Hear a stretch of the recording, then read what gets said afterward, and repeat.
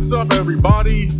I hope everybody is doing good today. It is Monday, March the 12th, 2018, and I am back with another show today. Okay, now everything looks like it's up. Everything looks like it's running smoothly. If you can hear my voice, tell me in the chat room, either on Periscope or on YouTube, if the music in the background is too loud. Make sure you can hear everything clearly. Most importantly, my voice.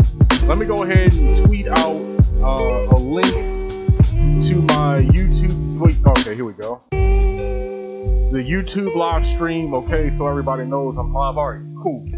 So today, I'm going to be talking about one topic today, like I have been recently, because the news has just been kind of a little slow, and I refuse to talk about certain things regarding the Trump administration day in, day out, like so many other outlets do, on, especially on television in the mainstream media. They like to talk about the Trump administration all the time when it comes to like irrelevant stuff. But the stuff I am talking about Trump today, but it's something really important, because if I am going to talk about Trump, it's going to be from the point of view of something that other people are missing.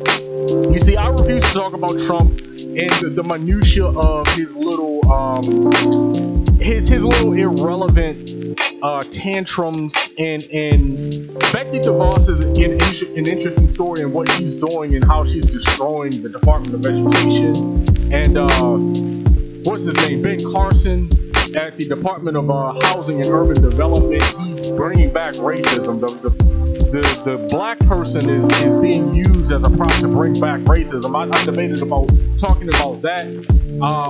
The black collaborators are making a fool of themselves once again on television, especially Paris Denard and the rest of these collaborators on CNN. I was going to talk about that. Like, that's one of the reasons why I'm kind of late today, because I was like, man, like, there's these stories I could be talking about, but they're just not interesting enough. So I decided to bring up something that I know a lot of people are gonna miss. Okay, and you guys know, if you know anything about my channel, you know I love talking about stuff that other people just either ignore, or they just gloss over, they just miss altogether. So let us talk about the scientific racism that Donald Trump is bringing back, and he is making scientific racism great again. Yes, this is a play on that whole, idiot MAGA, make America great again, slogan. And it's a play on that. Yes, I understand that. But I'm twisting it and using it for my own agenda.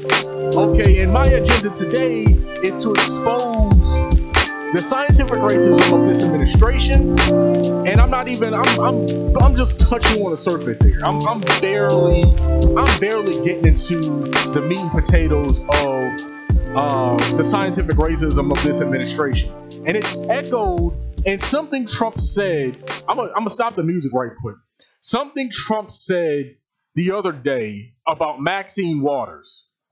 Now, of course, he loves calling Elizabeth Warren Pocahontas, which is a clear xenophobic attack on Elizabeth Warren and what she says her heritage is, her Native American heritage. Okay, but it doesn't stop there. First of all, there's something Trump loves to do. He loves attacking women. Like, I know people notice that. He loves attacking women. Okay, especially black women. Him and his administration has had this historic problem over the past year and some change with black women, especially black women who challenge his administration. I stopped the music because I wanted to play this audio right quick, because I want to get off to a quick start. I don't want to spend too much time leading up to the discussion of the day. So I'm gonna play this video, then I'll be back.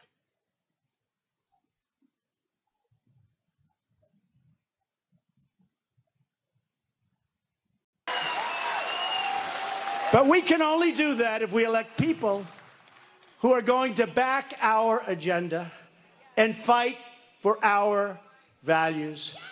And that is why we have to defeat Nancy Pelosi,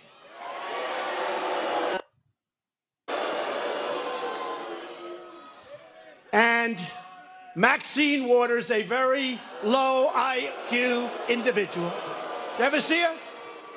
You ever seen her? You ever see her? We will impeach him. We will impeach the president. But he hasn't done anything wrong. It doesn't matter. We will impeach him.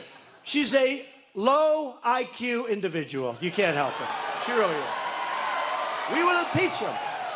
But you have Maxine Waters, and you have plenty of others. And, I mean, Nancy Pelosi, you can't have that. And Connor Lamb. Okay, I'm going to stop it right there because he starts to go off onto another tangent. So let me go ahead and get the music back up and running. Give me a second. All right. So, yeah, he called Maxine Waters, and he said it twice, if you caught it. He said it twice. He called Maxine Waters a low IQ individual. Now, there are people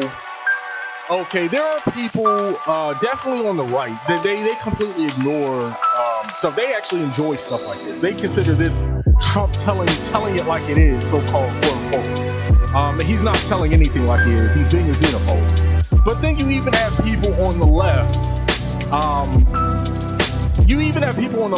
Who poo things like this. They don't think having a discussion about the very clear dog whistle, the very clear racist dog whistle that Trump uses like on a routine basis. This isn't the first time he said something like this. Okay, and when we live in an environment right now where attacks by white supremacists, hate crimes by white supremacists are skyrocketing. Okay, according to numerous studies, okay, they are up. Hate crimes against non-whites are up. And these people are, look at what happened just in Parkland a second ago. And that wasn't even against, really honestly their own people. That was a white supremacist attacking other white people. So this goes to show you how these Trump, and he was a Trump supporter, by the way, that's why I brought him up, the killer from Parkland. That goes to show you how these people are being inspired by him. Okay, so we have to get rid of this notion that racist rhetoric, xenophobic rhetoric, and scientific racism isn't inspiring people to commit acts of violence. We have to stop this because you have a lot of people who listen to something like this, and the reason they don't want to talk about it is because they're like, oh, okay, well, yeah, those are just words. He's not really acting on it. Why are you making a big deal about something like this? He has free speech. No one is saying he doesn't have free speech. That is honestly that's a straw man. Nobody's actually even saying anything about his free speech. People are making the connections between the rhetoric and the violence, the rhetoric and the actions. This is something that people don't want to talk about. Okay, and just look at. I have some articles that I want to talk about. Now I have this picture up. He calls Maxine Waters a low IQ individual, right? On today's stream, I have a picture up from the New York Times from an article that was written December the 14th of last year. Okay, so these lies that they've compiled about Trump are probably old. The numbers are not probably, they're almost certainly old. I mean, the numbers are probably even higher than they are now. I didn't take the time to actually figure out how many lies he's committed up to this point because honestly, that's not really important. All you have to do is look at this chart here. Okay, Trump's lies versus Obama's. All you have to do is look at this chart, and it's like night and day. The red line is Trump, and for people who are watching this and they can't see the image very clearly, Trump is at 103, according as of December the 14th. Trump was at 103 lies or falsehoods. Obama over 7 years. Over 7 years, 18. So in his first 10 months, Trump told nearly six times as many falsehoods as Obama did during his entire presidency. Okay, this is a sign of a lack of IQ. This is why I bring it up. This is the nerve of this man to say that he's somehow, I guess he's saying he's smarter than Maxine Waters. Why? Based on what? You tell more lies than probably any other president in U.S. history. by the time he leaves office, I'm almost certain that that record is going to be blown out of the water. I mean, hell, if Obama only told 18 lies and falsehoods, and not to say that lies and falsehoods doesn't mean having policy positions that were bad, and maybe they said the policy positions, maybe they misled about the policy positions here and there. I'm talking about blatant lies and falsehoods. Okay, you don't tell these many lies and falsehoods. There are only two explanations, because you don't tell these many falsehoods and lies if you're a smart person. So you're either A, low IQ, and I'm gonna break down the whole IQ thing is BS to begin with. That the whole bell curve IQ test stuff, that's been debunked so many different ways by so many different people. I'm not even gonna waste time going over that stuff. Okay, they talk about black IQ and Hispanic IQ and all this other stuff when Africans come here and outperform everybody, even white people. Okay, so there are all sorts of metrics that you can use to blow the whole IQ test out of the water. Okay, I'm simply saying this to prove a point. If Trump is so superior in his intellect, why can't he string a coherent sentence together? If he's so superior in his intellect, why does he tell so many lies? Why does he tell? He's either doing it deliberately, and so he's either deliberately lying, which I think that has a lot to do with it, or he's saying something that he actually believes to be true, and it's not true. That's a sign of a lack of intelligence. But you can't tell these MAGA idiots that. You can't tell these Make America Great Again idiots that. They'll sit behind him and cheer, yeah, woo, yeah, Trump, Trump, Trump. They'll sit behind him and act and play the fool. Okay, while this man completely makes a mockery of this country, makes a mockery of them, quite frankly. So let me read this New York Times. I'm not gonna, you guys know how I do. Oh, so somebody said adjust the music. Oh, hold on one second. Is the music too loud? Okay, I turned the music down a little bit. It should be low enough now. If the music is still too loud, tell me about it, and I will definitely lower it even more. Yeah, that music does. See, I can't hear it right now. I would have to actually stop talking and turn the stream up, and I would have to listen to the stream. But hold on, let me actually do that for a second. Give me 1 second.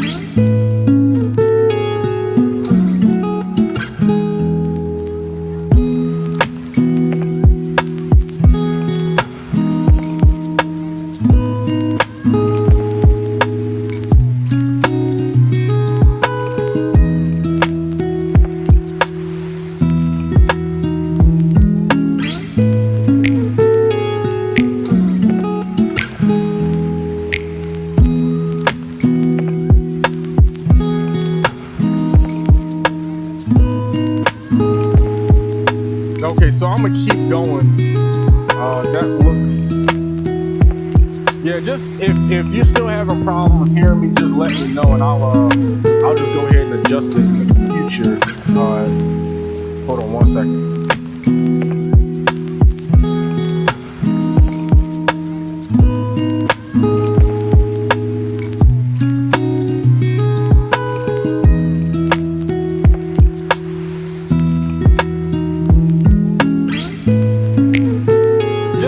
If you're still having problems hearing me, just let me know, and I'll just go ahead and adjust it in the future.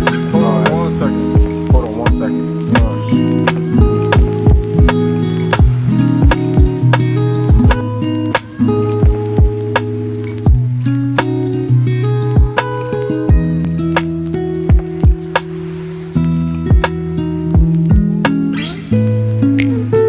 Just if you're still having problems hearing me, just let me know, and I'll just go ahead and adjust it in the future. Hold on 1 second. You know what I'm about to do? Hold on 1 second. Until I fix this, until I figure out, because the music actually isn't supposed to be that loud. I'm just gonna keep it on pause for right now. Yeah, I'm just gonna keep it on pause, and I'm gonna keep rolling with it. So yeah. So where was I at? I got taken off track. So let me go ahead and read this article to you guys from the New York Times. Okay, as I'm gonna repeat this because I don't know what was heard and what wasn't heard. So as I was saying a second ago, this picture that you see on this picture that you see on the live stream shows Trump's lies versus Obama's lies. Trump is at 103, and you can find this at the New York Times. Trump is at 103, Obama is at 18. So I'm going to continue. As we published a list of Trump's lies this summer, we heard a common response from his supporters.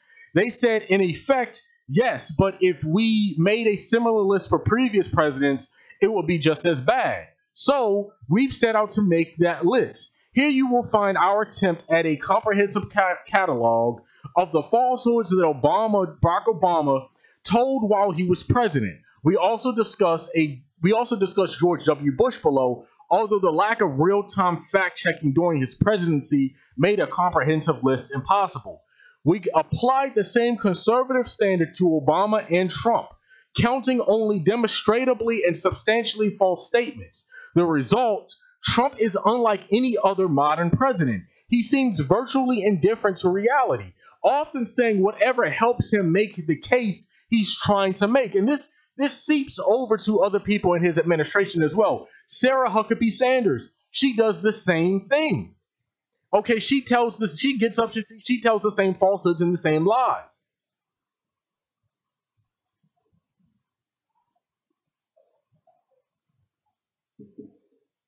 This is something that they have to do because they are an administration that is built on lies. Trump's whole presidency is a lie, quite frankly. So in his first 10 months in office, he has told 103 separate untruths, many of them repeatedly.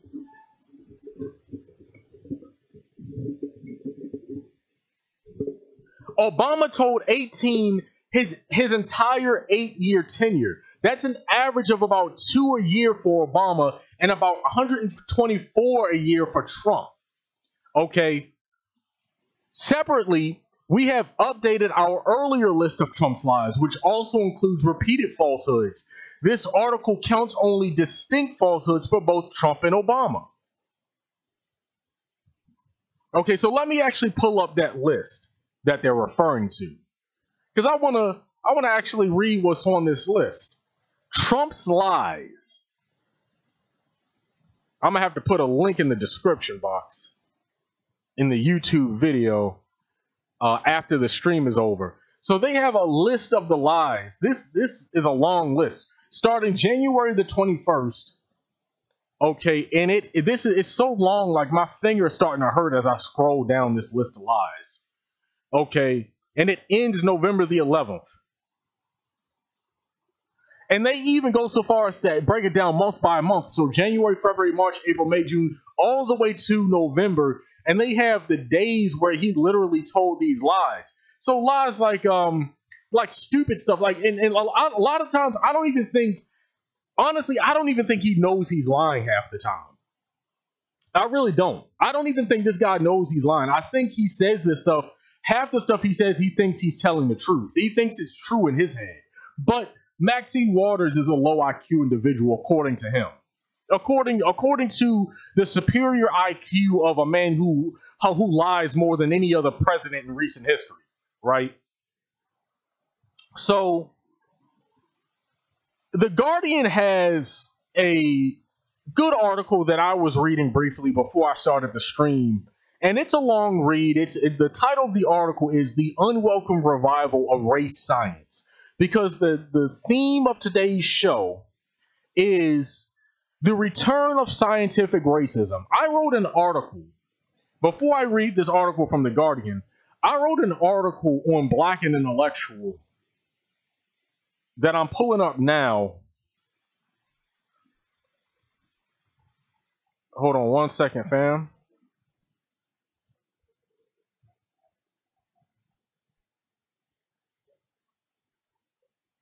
I've written a couple articles actually about scientific racism. I talked about scientific racism in my review of Get Out. I forgot about that actually. And then I also talked about scientific racism, most importantly, in an article that's not showing up. Hold on one second.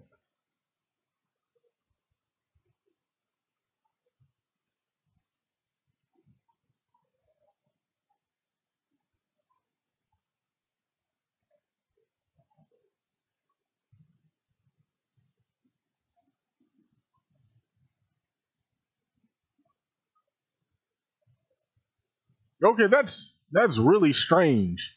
Hold on 1 second. But basically, let me go. While I look for this article, let me go ahead and read this article from The Guardian to you.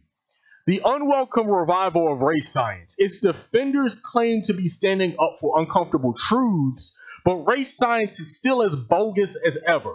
One of the strangest ironies of our time is that a body of thoroughly debunked science, quote unquote, is being revived by people who claim to be defending truth against a rising tide of ignorance. This is their argument. Okay, this is what they claim. This is what they say, and obviously it lacks validity. Okay, here it is. 8 horrific examples of scientific racism against black people in America. I wrote it September the 21st of 2016. I want everybody to read this article.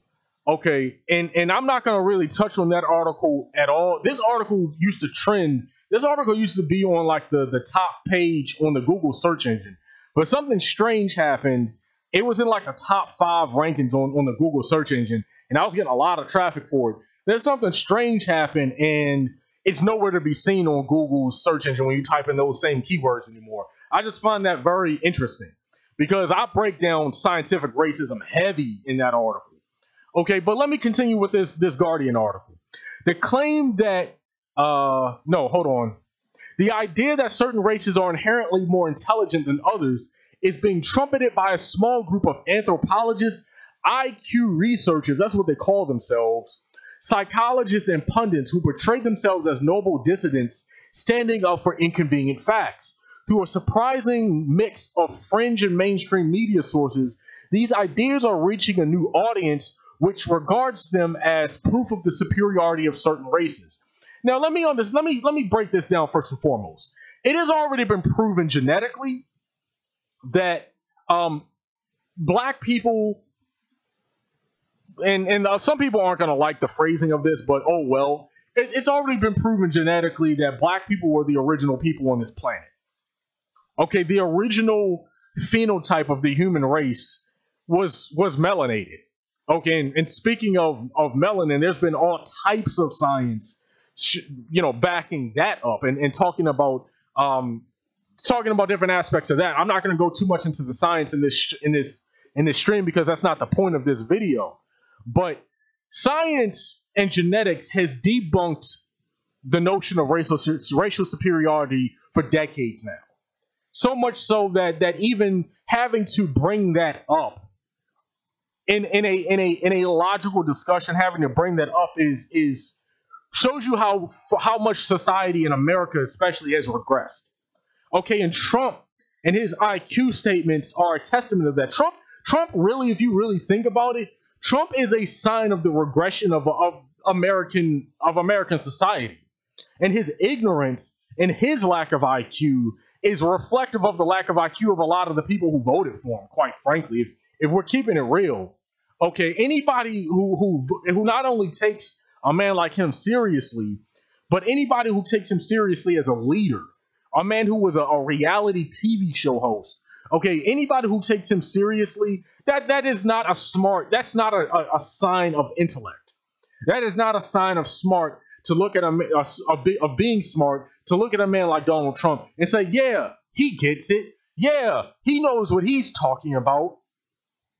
But they're supposed to be the superior race. They're supposed to be the ones with the superior IQ, though, according to what they say, despite the fact that everything they do is completely contradictory to what intellect is supposed to be about. So the claim that there is a link between race and intelligence is the main tenet of what is known as race science, or in many cases, scientific racism. That's what I call it. Race scientists claim there are evolutionary bases for disparities in social outcomes such as life expectancy, educational attainment, wealth, and incarceration rates. All of those things are problematic, but they're problematic because of white supremacy. They have nothing to do with intellect. Nothing. Nothing at all between racial groups. But you can't tell these people that. In particular, many of them argue that black people fare worse than white people because they tend to be less naturally intelligent. Okay, this is the type of mentality that is returning. And you're not gonna. Yes, some people might be saying, "Man, Brian, you're really taking this statement he made about Maxine Waters having a low IQ. You're really taking this and really, you're really kind of extrapolating the hell out of it, aren't you?" No, I'm not, because if we let this slide, honestly, the low statements about IQ and clear signs about Trump's his racial animus and his racial beliefs about his about his whiteness in himself, and juxtapose that to how he views other black people. Okay, no, like this is some. Oh man, dang it! I just looked at something on I just saw something on Twitter that wasn't supposed to be there. I forgot to change the thumbnail. Okay, anyway, that's not relevant. I don't want to get off on something else. So yeah. So this is important. So yes, I'm making a big deal about him calling Maxine Waters low IQ. Not only because it's not true, again, it's not accurate. That's obvious. I'm making an issue out of it because scientific racism doesn't get enough attention. Okay, people think scientific racism is just a thing of the past. People, you have books. Let me bring this up. I'm gonna go back to this Guardian article in a second. But in the research for today's stream, I came across an article on Gizmodo. It has a list. The title of the article is "The 9 Most Influential Works of Scientific Racism Ranked." There are books from 2014, 2011, 1994. There are still books being written defending the notion of IQ and scientific racism. Literally saying that white people are superior to black people. There are still books being written about this. You have these white supremacists who are still going around the country giving these sold out lectures about IQ. This is not some little fringe thing. Not anymore, it's not. Okay, so we have to take this stuff seriously whether we want to or not. Okay, because this stuff influences people, and this stuff over time will influence policy. So let me continue with the Guardian article. Okay, let's see. Okay, so although race science has been completely and repeatedly debunked, which is what I said earlier, although race science has been repeatedly debunked by scholarly research, in recent years it has made a comeback. Many of the keenest promoters of race science today are stars of the quote alt-right, who like to use pseudoscience to lend intellectual justification to ethno-nationalist politics. If you believe that poor people are poor because they are inherently less intelligent, then it is easy to leap to the conclusion that liberal remedies such as affirmative action or foreign aid are doomed to fail. There are scores of recent examples of right-wingers banging the drum of race science. In July of 2016, for example, Steve Bannon, who was then Breitbart boss and who would go on to be Donald Trump's chief strategist, wrote an article in which he suggested that some black people who had been shot by police might have deserved it. He said, quote, "There are, after all, in this world, some people who are naturally aggressive and violent." Bannon wrote, evoking one of scientific racism's ugliest connections, that black people are more genetically predisposed to violence than others. So let me stop right there. It's not just Steve Bannon. And by the way, you notice nobody in the media. This is why we need black media. People, like family, this is why we need this. This is why we need our own media. How many interviews did Steve Bannon give? How many interviews has Sebastian Gorka given? How many interviews has Stephen Miller given? When has the scientific racism, the scientific racist views of these I'm trying to describe these people, okay, without using pejoratives. I'm trying to do it without using pejoratives. And like it's hard for me to do it. Like it's hard for me not to call these people devils. Like honestly, it's hard for me not to call these people evil. Okay, when you go out of your way, I don't have sympathy first and foremost for people who advocate for racial superiority. Racial superiority is bullshit. It is complete and total absolute bullshit. It is bullshit when it's coming from all people. I don't care if you're black, I don't care if you're white. There is nothing scientific to back up the notion that any one group of people are genetically superior to another group of people. That is bullshit regardless of who it's coming from. Okay, but historically, it is overwhelmingly coming from one group of people. Okay, and these were people who, they're part of a trend, they're part of a history. There is a history to scientific racism. Do you guys know how many people have read Medical Apartheid? This is a book I've brought up numerous times in the past. Do you guys know that they used to do medical experiment? I'm not talking about the Tuskegee syphilis experiment. That was scientific racism too. I'm not talking about that. Everybody knows about that. I'm talking about scientific racism during slavery. Do y'all know that they used to use black women and black men to test medical instruments? Do y'all know that they used all types of different forms of germ warfare on black people in the past? And they did this based on the notion that black people were scientifically not human beings? The whole notion of white supremacy is rooted in scientific racism. You can make the argument that white supremacy wouldn't even be a thing without scientific racism. Okay, so it is hugely important that you have the President of the United States on national television in a group in a lynch mob environment, in a room full of overwhelmingly nothing but white people, his whole base. It is extremely important that he is getting up on the stage and echoing this rhetoric. Look at the people he has had around him. Steve Bannon saying that black people were justified in being shot because we're naturally aggressive and violent. What kind of pseudo-scientific bullshit stormfront logic is that? Like that is not even worth debunking. It is so out there in left field. It is not even worth the time. I'm not even going to spend time bringing up studies or talking about, hey, well, you know, white people just as aggressive as black people. No. Do not waste your time with that.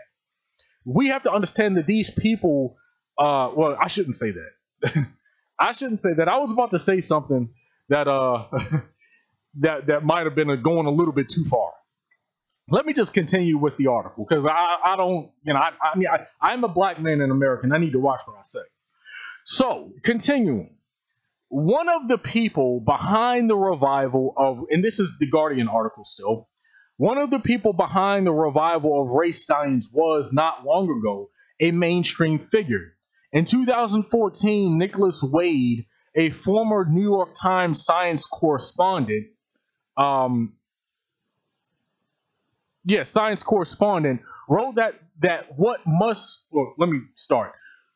what must rank as the most toxic book on race science to appear in the last 20 years. Was this the book I was just talking about? Yes, it was. Okay, this is the book that I mentioned a second ago when I mentioned the Gizmodo article. The book is entitled A Troublesome Inheritance: Genes, Race, and Human History. Okay, and this Guardian article is even bringing up the same book. And it's calling it the most toxic book on race science to appear in the last 20 years. Okay, in this, I'm continuing with the article. In A Troublesome Inheritance, he repeated 3 race science shibboleths. I don't know what that word means. That's something the author of the article wrote. He said, quote, that the notion of race corresponds to profound biological differences among groups of humans, that human brains evolve differently from race to race, and that this is supported by different racial averages and IQ scores. Wade's book prompted 139 of the world's leading population geneticists and evolutionary theorists to sign a letter in the New York Times accusing Wade of misappropriating research from their field, and several academics offered more detailed critiques. The University of Chicago geneticist Jerry Cohn described it as simply bad science, yet some on the right Yet some on the right have, perhaps unsurprisingly, latched onto Wade's ideas, rebranding him as a paragon of intellectual honesty who had been silenced not by experts, but by political correctness. Okay. So that goes to show you what I was saying a second ago. Like, this stuff is returning. There's a trend that is going on in America that I don't really think a lot of people are acknowledging enough. Okay, this trend is very dangerous. There are several trends going on at once.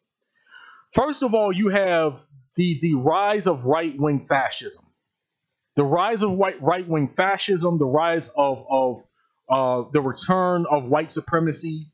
And I'm talking about open white supremacy. I'm not talking about dog whistle white supremacy. I'm talking about armchair flag-waving white supremacy.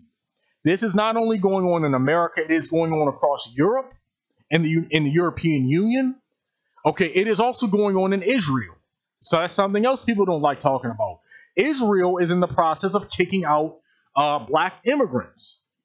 Okay, Israel has a historic dislike of black Jews, but they're supposed to be brothers, right? Brothers and sisters. Jews are supposed to be working together. No. It's complete white supremacy in Israel. They don't even like the black Jews. Okay, which is why you had that story from some years ago about how they tried to sterilize some of the black Jewish female population in Israel. So it's going on in Israel, it is going on across the European Union, and it is going on in the United States. It is this rise of right-wing extremist fascism. It is highly xenophobic, it is highly racist, it is highly anti-anything that's not white. Okay, it is highly nativist. In all of these cases, whether you look at America, Israel, France, Great Britain, okay, Hungary, all over the European Union, it's all nativist. And bringing it back to America, in America, you have this rise of right-wing fascism and white supremacy happening at the same time voter suppression is being ramped up. So you have black and brown people and even Asians who are having their voting rights attacked. And you have the gutting of the Voting Rights Act in 2013 by the Supreme Court. You have voter purges going on all over the country. You have the closing of polling stations going on all over the country. You have cross-check in over 20, or really I think it's like still a couple dozen states across the country. Okay, that cross-check isn't even a law. That is a policy. That is an unwritten policy. There's no law. There's no cross-check law in these states. Okay, and then you have gerrymandering. You have felony disenfranchisement. You have all of these things going on at once to prevent really Democrats who happen to be mostly non-white, all non-white, especially if you look at millennials. Okay, the millennial generation is a very mixed generation. It's one of the most mixed generations and largest generations in U.S. history. Honestly, it might be the most. Anyway, before I go into all of that's irrelevant. Let me back up. You have all of this going on while you have this rise in right-wing fascism and right-wing extremism and white supremacy. Okay, so this is very important. Yes, he said Maxine Waters was a low IQ individual. He said that because he believes it. He says it because he surrounds himself by race theorists and by white supremacists who believe in race, who believe in racial IQ theories. Okay, so if he surrounds himself with people, you don't think Trump is a scientific racist? You don't think Trump believes this stuff? So, continuing. Another of Melano's, so I skipped a paragraph. Well, let me actually read the above paragraph because I can't read the paragraph I was about to read without reading the first paragraph. It says, quote, and the article is talking about Wade, the author of the book I just mentioned from 2014. He's doing some sort of interview with one of the dudes on the alt-right, one of the alt-right promoters, Stefan Melano. Okay, so this is Wade saying this. He said, quote, That attack on my book was purely political. Okay, end quote. Wade told Stefan Molyneux, one of the most popular promoters of the alt-right's new scientific racism. They were speaking a month after Trump's election on Molyneux's YouTube show, which I've never watched, but I see it. I see his videos trending on certain topics sometimes. I always knew he was an alt-right white supremacist, so I never wasted my time clicking on his bullshit videos. But anyway, but check this out. Whose episodes have been viewed by tens of millions of people. Okay, tens of millions of times Stefan Molyneux's videos have been viewed on YouTube. You don't think scientific racism is a problem? You don't think rhetoric, white supremacist rhetoric, is a problem? Some of y'all need a wake-up call. Like, for real. So, some of y'all don't really know how dangerous this is. Let me continue. I was continuing with this. And this is the last quote from Wade. This was on Molyneux's show. It had no scientific basis whatever, and it showed the most ridiculous side of this herd belief. This is what Wade was saying about people attacking his book, his bullshit book. So, continuing with the next paragraph, another of Molyneux's recent guests was the political scientist Charles Murray, who co-authored The Bell Curve.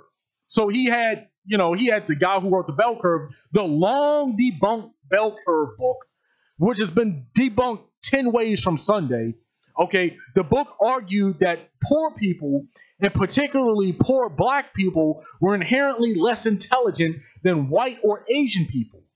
When it was first published in 1994, it became a New York Times bestseller. But over the next few years, it was picked up let me restart, because I'm getting worked up. But over the next few years, it was picked to pieces by academic critics. As a frequent target for protest on college campuses, Murray has become a figurehead for conservatives who want to portray progressives as unthinking hypocrites who have abandoned the principles of open discourse that underwrite a liberal society. They want to legitimize their white supremacy. They want to be able to, and this is me talking now, this is not the article. They want to be able to spew white supremacy unchallenged. Why? Because they want people to believe them. You have to make the connection here. If people don't challenge this, which is why I'm not a critic of college protests. I'm not a critic. I support people who protest on college because people need to get into these people's faces. Okay, because the minute we start rolling over, the minute it becomes easier for this indoctrination to gain a foothold. And honestly, even with the protests, it's still gaining a foothold. These people, these alt-right types, get tens of millions of clicks.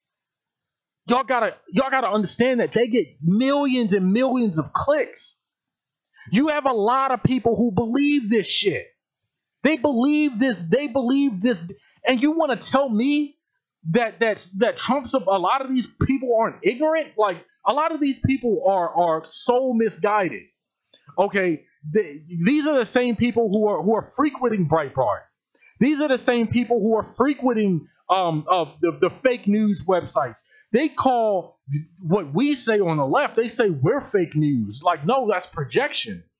Okay, there's no group of people in this country that lies more than the right wing.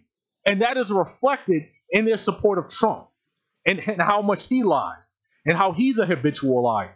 That's why I have that chart up. And that is why I'm breaking down this whole notion of race IQ and IQ test and other forms of scientific racism. Okay, because Trump wants to believe that Maxine Waters is low IQ. He wants to say that Maxine Waters is low IQ and she's not smart. Maxine Waters could debate Trump any day of the week.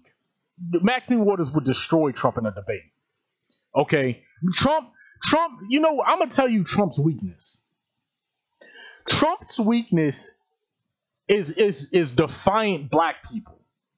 If you set up somebody, not somebody who's politically correct, but somebody who would really take him to work, take him to task, and take him to town, town, oh, they would expose him so badly.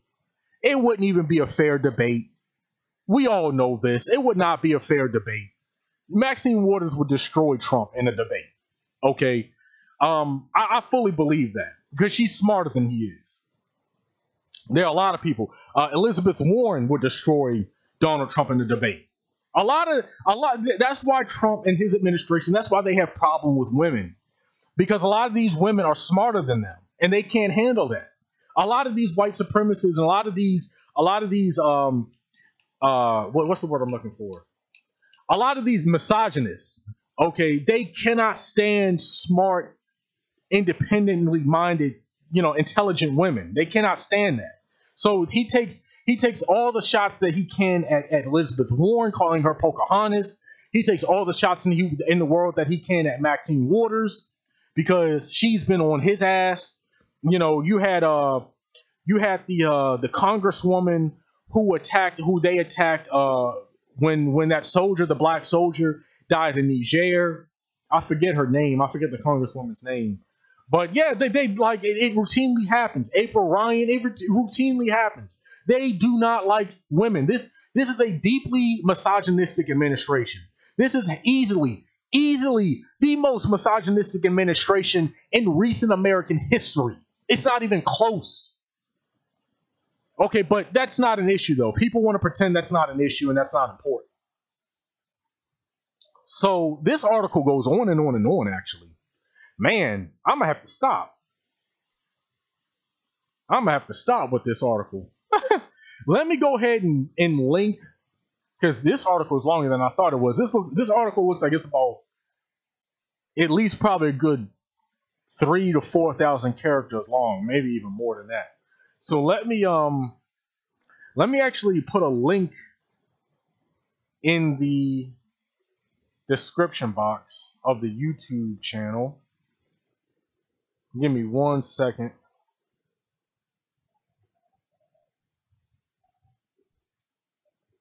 Okay, so I put the Guardian article in the description box, and I'm also putting this article from Black and Intellectual, my blog, about scientific racism. Y'all have got to check that out.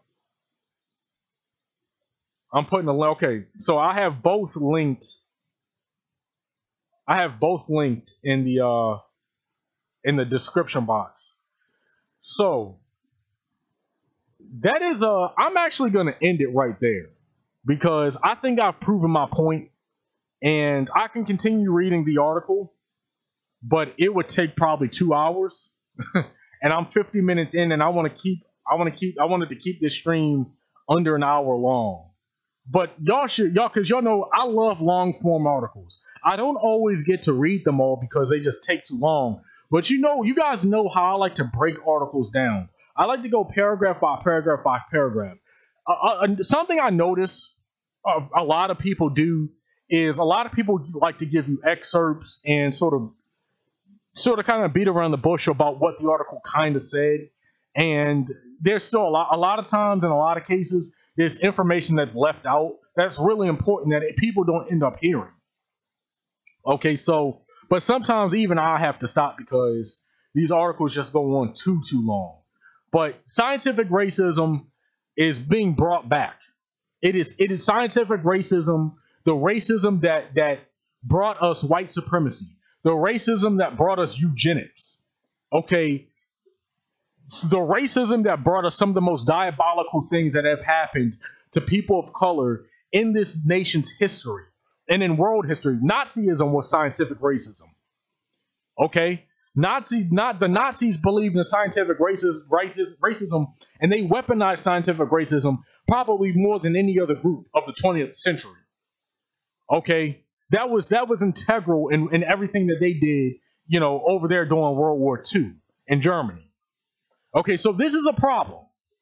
Okay, and who these people are in power, not just Trump, but the three amigos around him, the Stephen Miller, Gorka, who's gone, and Bannon, who's gone. Okay, but those three people who are around him, don't think that he doesn't believe, the scientific racism that they espouse. And the only thing protecting us right now is the fact that this administration is so dysfunctional and they can't keep people. Because I can only imagine what this madman is saying behind closed doors. Okay, I can only imagine some of the stuff that's being said behind closed doors. This man he literally recently just said, and I'm talking about Trump, he literally recently just said that drug dealers need to be shot. Okay, this is dangerous. And the only thing protecting us right now is the fact that his administration is as dysfunctional as it actually is. That's the only thing protecting us. If this administration had any modicum of intelligence, the high IQ whites in this administration, if they had any modicum of intelligence, okay, and if they had any modicum of organization, we would be in a lot of trouble right now. I don't think people realize that. We will be in a lot more trouble than we currently are in. The dysfunction of this administration, quite frankly, right now is saving us. So that's all I wanted to say about this particular article. Please read these articles. We have got to get to the point where we are sharing information. Black media, one way that we can be different is by sharing information that really increases the debate and increases the dialogue. And I'm talking about really important articles. Okay, articles that really expose some of the lies that are being perpetuated in this country, some of the propaganda that's being perpetuated in this country. So I see there's some haters in the room. Say what's up to my haters. But this is going to be the end of this stream, and I want everybody to have a nice day. I will be back Wednesday. I might end up changing my time from 12 o'clock to 1 o'clock. I'm gonna make a decision about that within the next day or two. But yeah, definitely share this video. Follow me at @_BlackIntellect on Twitter, and follow me on YouTube, Black and Intellectual on YouTube, and follow my blog www.blackandintellectual.com.